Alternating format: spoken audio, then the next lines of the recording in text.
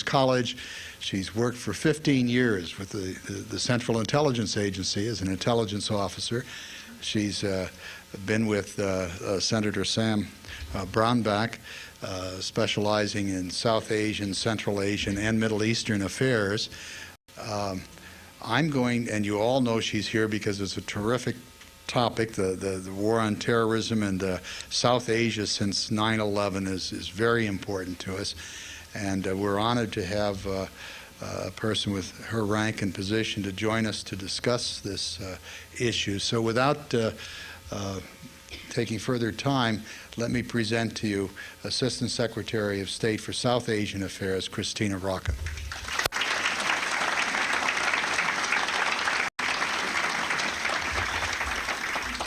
Good evening, and thank you for the warm welcome despite my delay. We really hadn't expected it to take a full hour to do 2 blocks in Washington, so thank you for your patience, and once again I apologize. It's really my honor to address your organization as distinguished members on a topic that I deal with on a daily basis, which is that of the post-September 11th South Asia. When I remember when I was first asked to take this job, my colleagues and friends said, "South Asia? Why South Asia? Nothing ever happens there." Well, even if it were true, which it wasn't, this is clearly not the case now. In fact, today, South Asia is the focal point of our global war on terrorism. Many of our priorities in the region now center largely on tracking and defeating al-Qaeda terrorists and addressing the root causes of extremism, which ultimately is a worldwide problem now. Achieving these goals involves diplomatic efforts on many fronts. Maintaining and strengthening international and local support for Operation Enduring Freedom, intensifying information sharing and law enforcement cooperation, and working with our friends in the region to disrupt terrorist activity and destroy terrorist infrastructure. And lastly, providing assistance and working with governments to address the social, economic, and governance problems that can fuel terrorism and extremism. All of our South Asian friends have been fully supportive of Operation Enduring Freedom and of the goals that we're pursuing. And in some cases, they've shown themselves to be crucial partners in this fight against terrorism. Pakistan made a courageous decision to support the coalition despite the real threat of a backlash at home. And President Musharraf and his advisors realized that despite the risks, this was the best route for Pakistan to take. India was quick and decisive in giving support and continues to do so as well. They stepped forward immediately after the tragic events of September the 11th and offered any assistance they could. New Delhi remains a key partner in the anti-terrorism coalition by providing both practical support to our efforts in the region and diplomatic support in international fora. But before I delve into more details on our bilateral relationships with these two countries, let me talk about a South Asian country that's seen the most radical and hopefully positive changes as a result of the U.S. war on terrorism, and that's Afghanistan.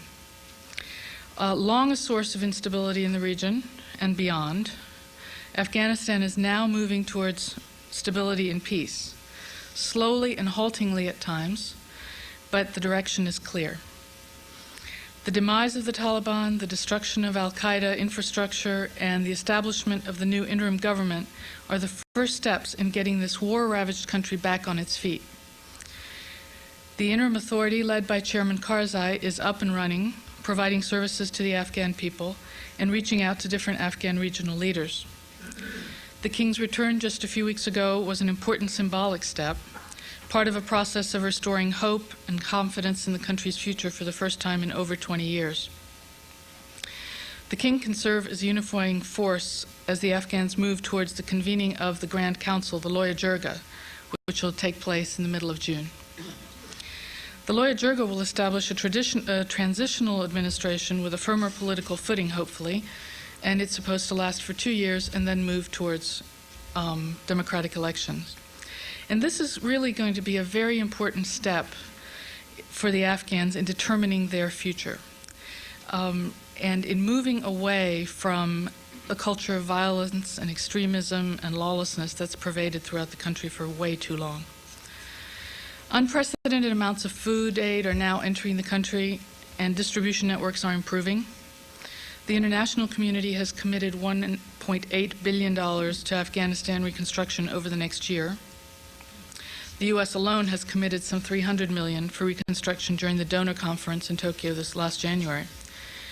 And we're also the largest donor of humanitarian assistance, with hundreds of millions of dollars worth of food, medicine, and other necessities contributed during the last year. And I need to say also, we were the largest humanitarian contributor for a number of years, because they've had a number of humanitarian crises. All this is only a beginning. We must remain fully committed to Afghanistan's security, political stability, and social economic recovery. The International Security Assistance Force in Kabul is helping the Afghans establish a lasting peace. At the same time, the U.S. is helping to establish and train an Afghan National Army, and Germany is assisting with the police force, and Italy is assisting with setting up a judicial system. We also need to ensure that the security of our new mission in Kabul, which I'm pleased to say opened in December, and it continues to run. We need to continue assistance for reconstruction and recovery, and promote respect for human rights by working with the new Afghan groups who are trying to recreate a culture of tolerance and respect for all Afghans, including women. And during Chairman Karzai's visit to Washington in February, he and President Bush jointly launched a U.S.-Afghan Women's Council. And the Council will promote partnerships and mobilize resources to ensure that Afghan women gain the skills and education needed to re-enter the political, social, and economic life of the country. And finally, I also want to touch briefly on the fact that another thing we'd like to achieve in Afghanistan is to banish poppy, the growing of poppy, which results in heroin, which goes to Europe and ultimately ends here, and is also a scourge of South Asia in general. Moving to Pakistan, the other South Asian frontline state, President Musharraf is setting his country on a bold new course and has a genuine opportunity to build a prosperous, progressive, and tolerant Islamic state. In his groundbreaking speech on January 12th, President Musharraf denounced extremism and vowed to prevent the use of Pakistan as a base for terrorists. He followed the speech with practical measures, shutting down many extremist groups, freezing their assets, and arresting over 2,000 of their members. The Pakistani authorities are working hand in hand with U.S. agencies in tracking and capturing remaining al-Qaeda elements that have fled to Pakistan. You may have read recently of raids that we conducted shoulder to shoulder with the Pakistani authorities and captured the number 3 ranking al-Qaeda leader. That was thanks to Pakistan's help. In late February, Pakistani and American, that's sort of where I got to, sorry. The extremists, showing how threatened they feel by President Musharraf's actions, have tried to strike back.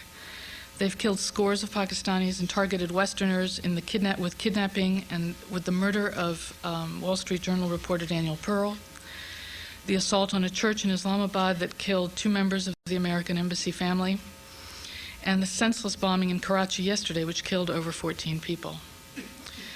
We're standing by Pakistan as it faces the brutal challenge of these ruthless extremists. In fact, events like those of today make us all the more determined to help Pakistan, as Pakistan has helped us, to root out these extremists. In fact, just today we launched a joint working group on law enforcement and counterterrorism with Pakistan, which will help in the future of these efforts. President Musharraf is also taking positive actions on economic and social reform. Pakistan has completed the IMF program, and the government has ambitious plans for revamping Pakistan's education system, which includes bringing the madrasas and the religious schools under control. And we're supporting Islamabad in its efforts to root out extremism, which is why during President Musharraf's visit here in February, President Bush pledged to work with Congress to provide Pakistan with about $1 billion worth of debt relief. This is a country that's very heavily indebted and has enormous amount of its budget goes towards debt servicing. They announced a mutual $100 million assistance program for education, and they agreed to provide increased market access for about $142 million a year in Pakistani apparel exports for the next 3 years. We feel strongly that it's in U.S. national interest for Pakistan to develop into a more stable, economically sound, and better educated society. We're looking beyond the recently held referendum and towards free and open parliamentary elections in October, and we view the restoration of democracy and civilian rule within a constitutional framework as crucial for the long-term stability in Pakistan. President Musharraf's speech on January the 12th wasn't only an important landmark in establishing a path to a moderate future of his country, it was also an important signal to India, with which Pakistan has remained in a serious military standoff since last December. The U.S. remains deeply concerned over the continuing high levels of tension between India and Pakistan, and in particular about the continued deployment of forces along their shared border. Our fear is that a surge in violence, another high-profile terrorist attack, or even a simple mistake or misunderstanding could spark a military confrontation that could quickly escalate out of control, with long-lasting and devastating consequences for the entire region. As Secretary Powell has put it, war is just not an option for India and Pakistan. The only way forward that offers the prospect of genuinely resolving their differences is the path of dialogue and confidence building. And we're working to help both sides find mutually acceptable ways to begin the de-escalation process. First steps in this direction could include reopening of airspace, restoration of transportation links, restaffing of diplomatic missions, and pullback of strike forces. And we're hoping that if tensions begin to subside, New Delhi will agree to resume talks on all issues, including Kashmir. We're urging President Musharraf to follow through on his promises of January 12th, which include halting support for militant activities and infiltration into India. We are also encouraging India in its effort to have free and fair elections in Kashmir scheduled for later this year, and to help the beleaguered Kashmiri people with a proposed economic package. And finally, we'll continue to offer our good offices in helping the two sides resume dialogue and resolve their differences. In spite of the major changes in South Asia since 9/11, some things have remained constant. And the most important is the ever-broadening and strategically vital U.S. relationship with India. President Bush made clear when he first took office that improving ties with India was an important priority that has not changed. In fact, the war on terrorism only deepened the level of cooperation, and we're working side by side with India to root out terrorism from South Asia and to promote our common values of ensuring freedom and security of citizens worldwide. We continue to seek with India intense cooperation on a broad array of issues. These issues range from economic and business cooperation to law enforcement to countering terrorism. And this administration recognized, even before coming to office, that India is emerging as an influential global power. And as testament to the growing Indo-U.S. relationship, there's been a steady stream of high-level visitors, unprecedented numbers, between our two countries in the past few months.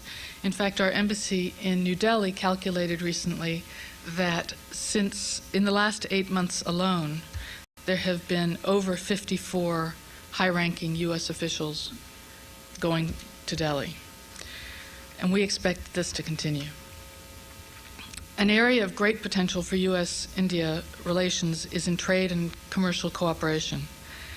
India's economy has expanded rapidly since reforms in the early 1990s. Exports to the U.S. have more than doubled since 1995. But in truth, this commercial cooperation is taking time to bear fruit. In order to fully exploit this potential, New Delhi must continue to pursue important second-generation reforms. There's still a way to go. But these would help lock in the progress achieved during earlier liberalization. And our hope is that the Indo-U.S. private and public sector dialogues will be used to work through bilateral economic issues and help our trade and commercial ties to bring them to new heights. A series of meetings between our defense officials is setting the stage for a more robust military partnership, and U.S. priorities for the Bilateral Defense Planning Group, which is scheduled to meet again in Washington later this month, include renewing military-to-military ties, resuming a defense supply relationship, and working together to promote strategic stability in the Asia-Pacific region over the long term. So this is a very broad and comprehensive relationship, and we certainly intend to continue to foster it and to hopefully move in that direction. I mentioned earlier that one of our primary goals throughout the region is to work with governments in addressing social, economic, and governance problems that can fuel extremism. Central to this effort is President Bush's new Compact for Development announced in mid-March. In this compact, the President has made clear that defeating poverty is both a moral imperative and a U.S. foreign policy priority. He's committed the U.S. to increasing developmental assistance by 50% over the next 3 years, and has emphasized that aid contributions by developed countries will be linked to greater responsibilities by the governments of developing nations in improving their economies and standards of living. The funds will be distributed to those nations that demonstrate a strong commitment to good governance, promotion of human rights and the rule of law, investment in their people, particularly through health and education sectors, and that foster an open economic environment that encourages enterprise and entrepreneurship. Let me turn now to some of the other South Asian states, because a lot is happening in those countries as well. In his Compact for Development speech, for example, President Bush held up Bangladesh as an example of a nation where development assistance has made significant impact. At its independence in 1971, Bangladesh was one of the poorest, most densely populated countries in the world. Since then, Bangladesh has halved its birth rate and infant and child mortality rates, and has become self-sufficient in food production. Bangladesh has also made impressive strides in women's empowerment, and the government has created incentives for families to send their daughters to school by paying stipends and offering a food for attendance program. Bangladesh's garment industry also employs some 2 million rural poor women, and we strongly believe that the rising place of women in Bangladeshi society has contributed to its development as a moderate Islamic state. It's also a Muslim democracy. Last year, it saw its third transfer of power through fair and free elections. A lot of international observers went to those elections, and the consensus was that they were free and fair. Despite these successes, of course, Bangladesh faces serious political and economic challenges that the new government needs to address.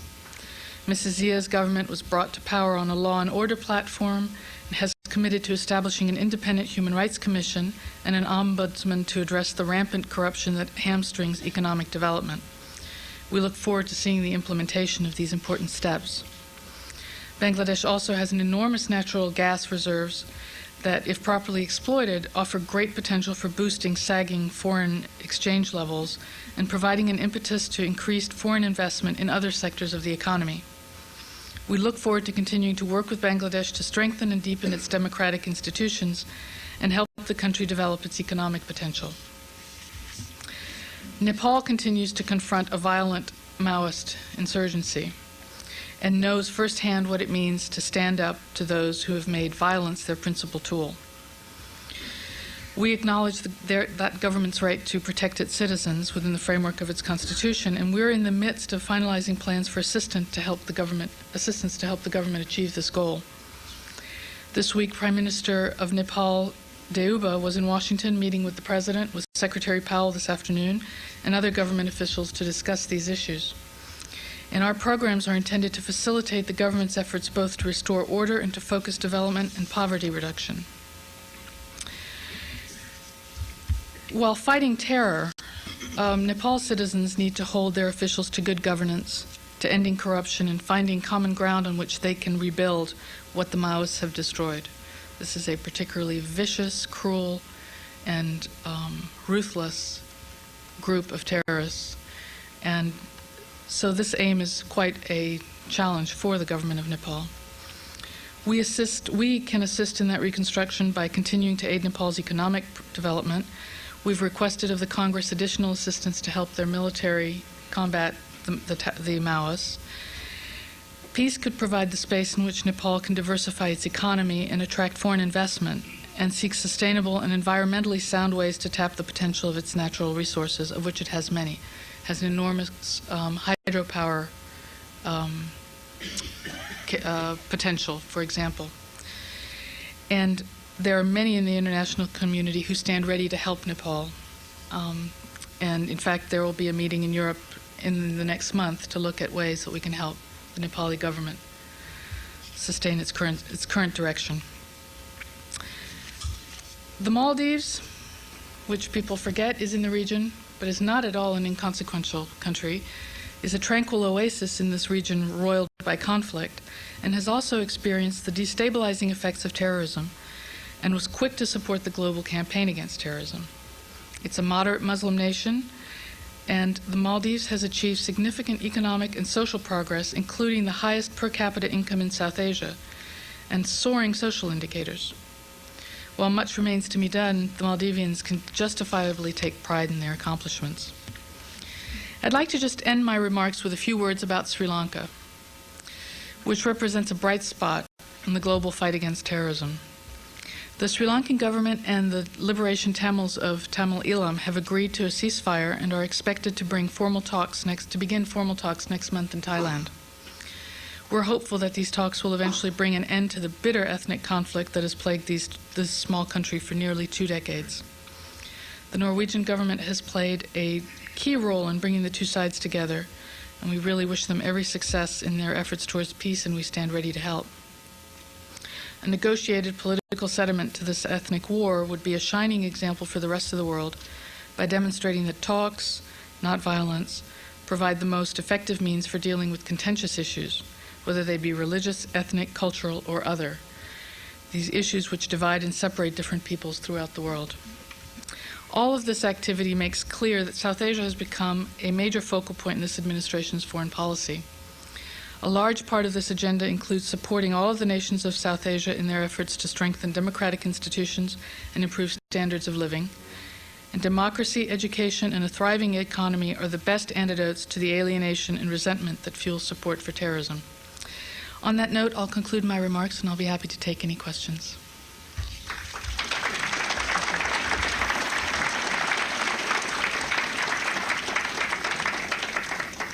The question was, what assurances do we have that money given to the Pakistani government will be well spent? Well, the money in general, has not been given, cash has not been directly given to the Pakistan government, except in the case last fall, $600 million was provided. And we got assurances from, and we've been following it closely, that it was given for debt relief and for debt servicing. And the equivalent amount was then moved into the social sector in the Pakistani budget. And our AID people have been monitoring this, and we've gone out to look at the specific projects where the money has gone, and it's gone to work creation and the health sector and the schools. The assistance that we're talking about providing, for example, in education, is largely going to go through AID contractors and NGOs as well. So it's not a question of handing money over. What are we doing about human trafficking, or trafficking in human beings? About 2 years ago, Senator Brownback introduced legislation which is now law of the land, that the administration will focus on this issue, and that there will be incentives provided to countries in order to cooperate and to better regulate this issue within their own nation. For example, in South Asia, Nepal and India Nepal specifically is a source of trafficking. They often go through India. We've been helping the government of Nepal and the government of India come up with laws, and in helping them also in ways of implementing those laws to try to stop this.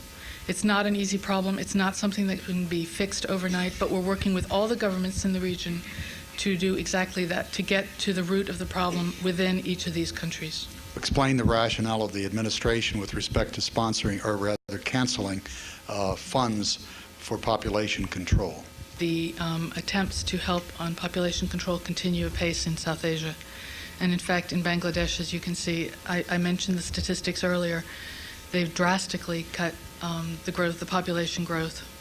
Is the administration going to hope that the Kashmir situation will be resolved, or will it knock heads? The issue of Kashmir really, ultimately, is not is one that has to be resolved between India and Pakistan. It is not, there is no solution that can be imposed on either country. There's no solution that's coming from the outside that will be acceptable to both, and the only way that one can get there is by having them talk to each other. Right now, we're working very hard to get them back to dialogue.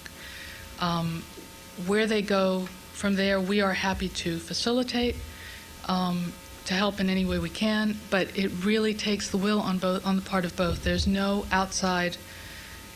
way from the outside to impose a solution to that long, difficult problem. The question is, what is General Musharraf's degree of control over his intelligence service? It's our understanding that he is in control. It is a military-run organization. He is the Chief of Army Staff, and we believe that he is in control of that organization. A number of questions, but essentially, what's your view of the prospects for democracy both in Pakistan and Afghanistan, and what is the administration's policy with respect to fostering that in both countries? It is our understanding and our position that the King is there as a figurehead that will help unify people, but that he does not intend, he has said himself, he has no intention whatsoever of bringing back a monarchy, should one even be something that's being contemplated, and right now I don't believe that it is. As to the spread of central power, people expect a lot very quickly. You have to remember it hasn't been that long since the interim authority was established, and that the bond process took place last winter. And no one is saying that this is easy or that there is going to be instant democracy and instant cohesion among all the Afghans. There are many, many years, decades really, of factionalism to overcome. And so this is a work in progress. The interim authority, Chairman Karzai has the support of the international community, and the interim authority has the attention and support of the international community.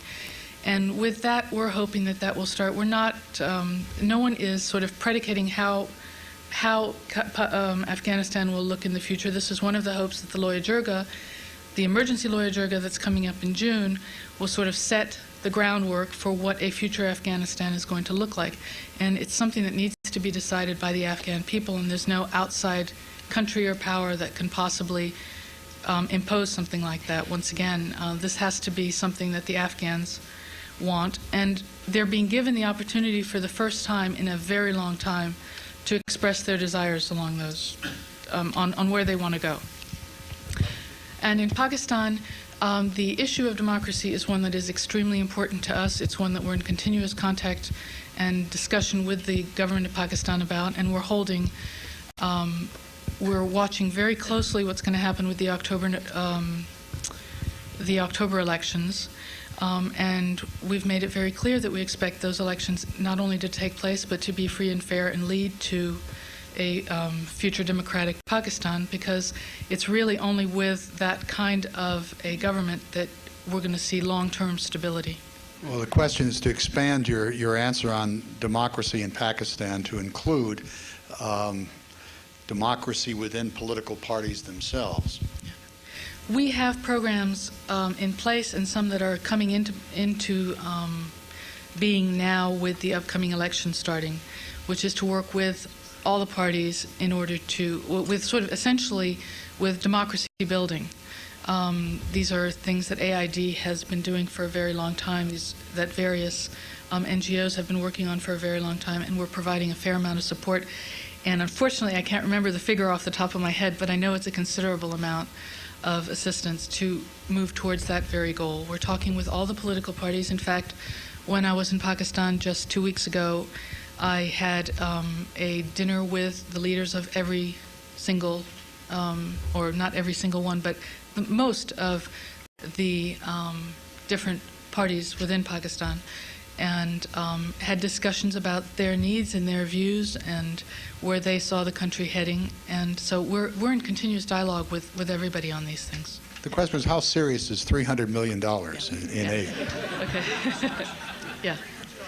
And The reconstruction, right. The $300 million was an initial figure that we put together out of an existing budget. All of this happened, I mean, we start to get into the cut and dried issues of budgets and what you have on hand. And people in December had not, when the budget was constructed a year earlier, hadn't expected to have this particular need. So we put together everything that the U.S. government had and could possibly provide at that point. There is a very substantial amount in the current supplemental request that will go to the Congress, but we can never guess or sort of announce what that will end up being, because this is all part of negotiating with Congress, and we expect the reconstruction assistance to be yearly for the foreseeable future. And I think it wasn't that long ago that President Bush gave a speech where he was talking about the major U.S. reconstruction assistance that will continue over years for Afghanistan. And I think every member of this administration has made a point of saying this is not a temporary thing, that we are in there to see this to the end. It's not going to be easy, but we're there for the long haul. The question was, how much trouble does Mr. Karzai have with a variety of warlords? The UN has been working very hard. Mr. Brahimi and the UN in Afghanistan have been working very hard to get representatives, first of all, to spread the word about the Loya Jirga, to see that local choices are actually free and fair choices and not dictated by any given warlords. These choices being the people who will go to the Grand Council, or who will vote for those who will go to the Grand Council. And we're relatively optimistic that it's going to be right now. This changes. It's as I said earlier to your colleague here, we have it's a work in progress. It's something which there's no blueprint for this, especially in Afghanistan. So we're working very closely with the UN. We're providing a lot of support to the UN and helping them get out to the regions, to spread the word, to talk to people, and to make sure to find a way of vetting the people who come to the Loya Jirga, so that it's as free and fair as it can be. How does our public relations deal with the Arab Street? Well, I don't want to talk about the Arab Street because that gets into the Middle East, but for the South Asia, I will say that I think Under Secretary Beers, who runs our public diplomacy effort in the State Department, has also said we were a little bit slow in getting started and getting out our message. There's a lot of things going on to try to, translations and radio broadcasts and just general PR to try to not really convince anybody, but to get out our version of the story. And it's starting to take shape, certainly in Pakistan and India. It's slow, as I said, we were slow getting started, but it's beginning to get some traction now, and we're hopeful that we'll be able to turn it around, at least to get out the U.S. view of things. For those of you who have questions, I'm going to have to apologize, but we'd like to thank you very much for the overview, which was wonderful. It's nice to hear about the entire region, and your insights have been very, very helpful, and your answers to questions very direct. It's been a nice evening. We thank you very much. Thank you. Thank you very much.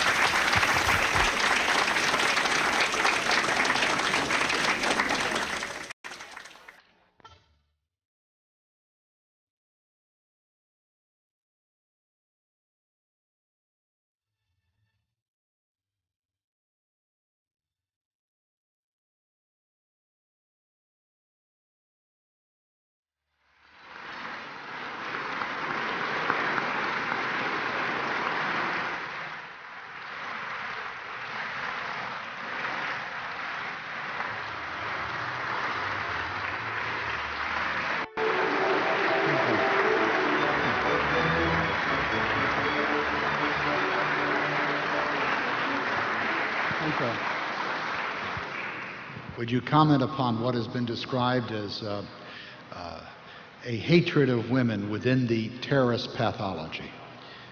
Yes, I suppose in the case of the terrorists under the bin Laden group, and in the case of the Taliban regime, they do have an oppressive perception of how they should handle women. And for instance, the fact that these women are put in a cage covered by canvas is something that is clearly against Islam. A woman should not cover her face. So these are distortions of what happened was, I suppose, if you want to understand these people's behavior, is probably you need to be a psychiatrist more than a sociologist. It all started when from a base where a group of Sunnis called the Wahhabites, who are a branch, a right, as it were, of Islam, which calls itself the Hanbalites. It's a bit complicated. And I refer to those that actually developed in what is now Saudi Arabia. They are very austere and severe kind of Islam, which is fine, but it's at the fringes of severity, as it were. Now, in Pakistan, a whole generation of Afghans who are now composed of Taliban were trained in schools that were practicing this extremely rigid form of Islam, but in a way that deviated into a certain degree of heresy. So I think that the behavior of the present regime in Afghanistan towards women is something that is alien to Islam. And whether it's something that has to do with terrorists in general is probably an open question, because the German terrorists, like the Baader-Meinhof team, had some women in that group as well. I think it's probably something that's more related to a lack of debate on what Islam should be, because that's another question. If you want to keep a religion strong and thriving, you have to be able to organize a debate as to the interpretation of the faith. These people closed the door of ijtihad, which is the door of interpretation, and decided that there was going to be just one interpretation, and that was going to be this kind of new penal code, which would be enforced against women. And I think it's something that has to do with psychiatry that I'm not very good at to try and explain. But it's also the case that these people invoking Islam to go and kill other Muslims. In my own country, we lost more than 100,000 people that were killed by those people saying that they were killing kids in the name of Islam, saying, well, yes, if you kill babies in the name of Islam, then it will prevent them from following on the wrong footsteps of their parents, and therefore they'd go direct to paradise. How can you discuss with people that have that kind of argument? The question concerns causes of terrorism. The blunt question is, what are some of the causes of terrorism within Algeria, and what is the connection between solving the Palestinian question and solving terrorism in Algeria? Yes, of course, as I said in my presentation, we need to put our act together, both in our own respective countries and at the international level. We have had a lot of unemployment, and we still have it today. We have about 30% unemployment. And you can imagine those young people that have a sense of uselessness when they were taken as mercenaries to go and fight the Soviet Union. Given the plane transport was paid, they were given food, given an allowance. They had nothing to do at home. At least that gave them a sense of purpose. But then they were indoctrinated. And sent back as wild animals. And by that time, there was nothing that you could do in Algeria to convince these people to join in a political dialogue, because they had lost all sense of reality. They were living in a kind of an artificial universe. So the problem is, what is it that you can do? Lots of people feel frustrated in Algeria, across the world, the developing world, because they don't have employment, because they're poor, because they're marginalized. So our political leadership and our president is determined, has made it one of his key priorities in his program to combat poverty and exclusion, to promote the role of women in society. We've got now, for the first time, a number of ambassadors who are women ambassadors. We never had them before, strangely enough. And the same for governors and high-level officials in different walks of life. We need to do more, but it takes time. But we feel that at this stage of indoctrination, it's difficult for us to do very much about those people, except that when the president was elected, soon after, he proclaimed an amnesty for all those terrorists who would be prepared to lay down their arms. This was what we refer to as the policy of national reconciliation, starting in September of '99. A lot of them did put down their arms, about 6,000 or more, and we still have about a few hundreds in the mountains. But as you know, the Red Brigade in Italy, there was just a handful, and they wreaked havoc in Italian society for many years. So this is a challenge. Now, at the international level, there is again the sense of frustration that there are some things that the world could solve, and solve it with a sense of justice. As I said, people can have opinions, different opinions, but the issue of Palestine is right for a final solution. And if it could be found, and I think this is the intention of the present administration, I think that the United States would be a source of inspiration for all the Islamic world. And that's why I said in my presentation that already there has been a tremendous amount of social capital that has been generated by solidarity of many people across the world after the tragedy of the 11th of September. And the trick is really to keep this social capital, to use it as a cement for reinforcing not only the coalition, but future action that will bring more justice to this world. A worrisome matter is Muslim support or sympathy for the terrorists. The question is, in your view, what percentage of the Muslim world has sympathy for the terrorists? In a way, I would like to answer in an indirect manner your question, to say that after the 11th of September, there was an outpouring of sympathy across the Arab world for the ordeal that the American population and the population of tens of other countries, 60 or 70 countries, had been affected by this tragedy. Messages came from across the world, including the Islamic world and the Arab world, demonstrations in support of the United States and condemning those crimes took place. And there was somewhere in Palestine a little group. There was one woman, there were 3 or 4 kids that were eating sweets and giving V signs and laughing, putting faces.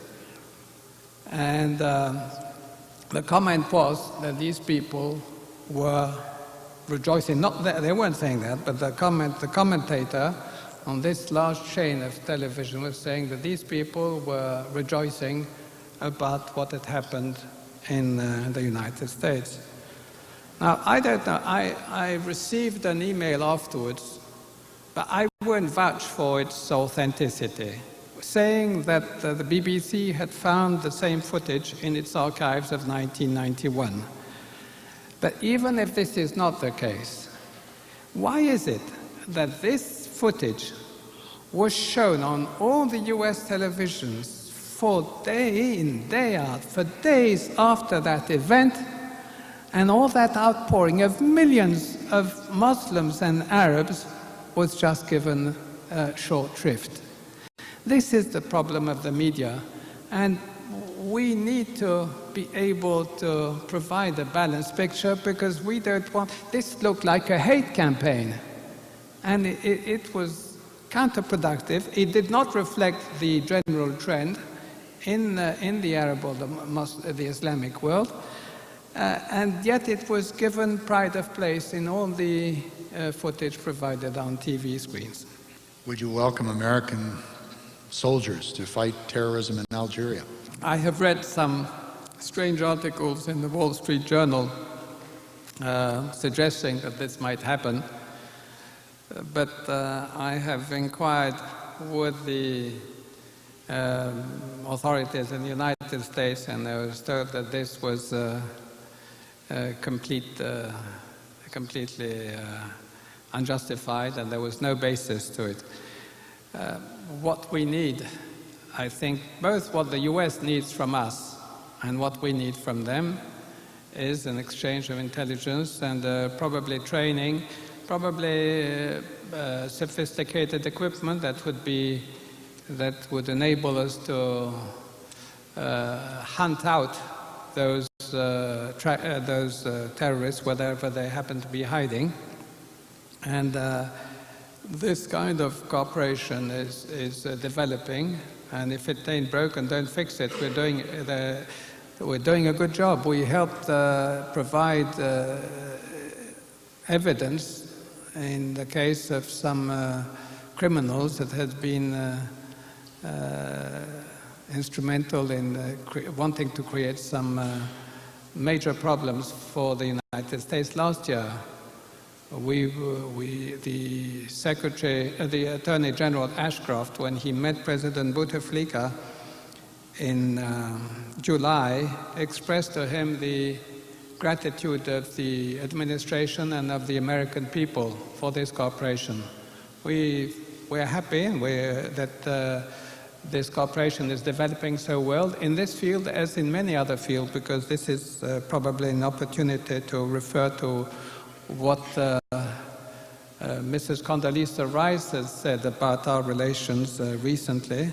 She said that we were really entering a new era. And I would add, I hope, and as we move, we are moving to what I think would be a strategic partnership in all fields. Algeria is already the second largest host country for US investments in the Arab world. We're by far the largest trading partner of the United States in the Maghreb.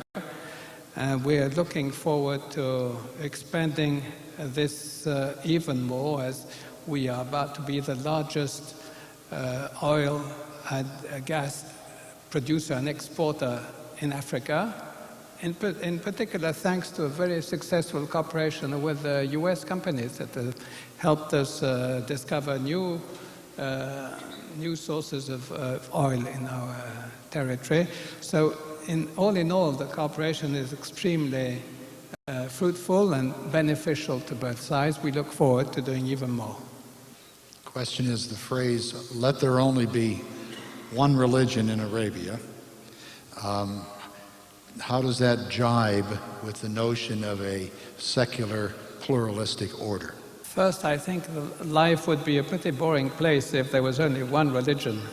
I think that diversity is probably the spice of life. In fact, there is a verse from the Quran which I love, and which says this: "O ye people," doesn't say "O ye Muslims," he says, "O ye people, we have created all of you from one male and one female. And we have grouped you into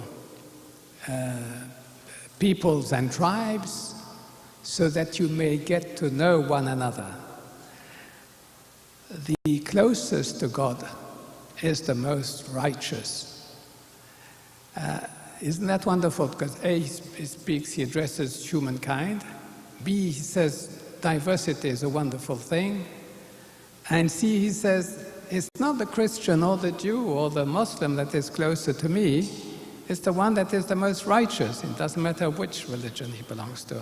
The preface was that there's a poll showing that many Palestinians support some of the terrorist organizations and as opposed to Yasser Arafat's quest for peace. The question is, are those terrorist organizations, or are those organizations, Hamas and others, terrorist organizations or freedom fighters?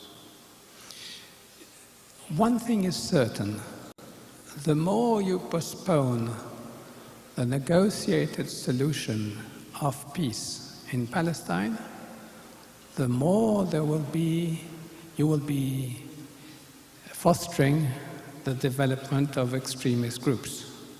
That is my first aspect of the question. Now, I would not name an organization as terrorist or non-terrorist. I would look at their acts. If what they are doing is helping the people to regain their independence in ways which are in compliance with what I have just said about what the true interpretation of the Quran is, then they are freedom fighters. And if they do things of the kind that I commented upon earlier, and it is prohibited by the Quran and by our tradition, then they would be terrorists. Should Algeria, so very well aware of the nature of terrorism, have warned the West some time ago? We did.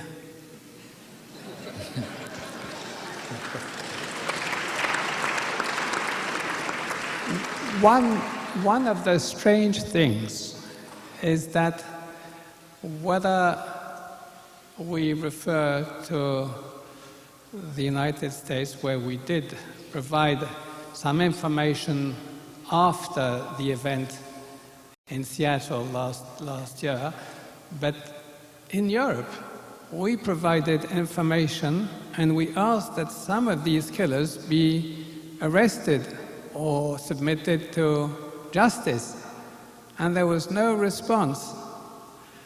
It's strange that when the same people are now being requested or by the United States, the same countries in Europe are now rushing to arrest these people, but they were warned a long time before. Why didn't they do anything about that in those days? That is probably, perhaps this event will bring people to realize the difference in Europe, the difference between freedom and the freedom to kill. The view was for a certain time in Europe that it's changed now. It's changed about a few months ago. In some countries that you could kill abroad provided you didn't do anything wrong in the country where you were given asylum, that was okay. But even after that became prohibited by law in one key country in Europe, there was still not sufficient responsiveness to pursue those cases where killers were seeking asylum and getting it and benefiting from the guarantees that democracies provide to people. I hope that now, as we conceptualize on what each of us did wrong, and we all have something are to blame to a certain extent, we can try and improve our performance in the future in overcoming this common challenge. Mr. Ambassador, we thank you for an absolutely extraordinary evening.